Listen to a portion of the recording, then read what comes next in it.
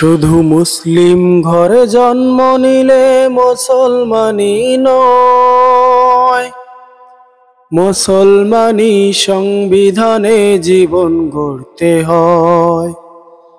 শুধু মুসলিম ঘরে জন্ম নিলে মুসলমানি নয়, মুসলমানি সংবিধানে জীবন গড়তে হয়।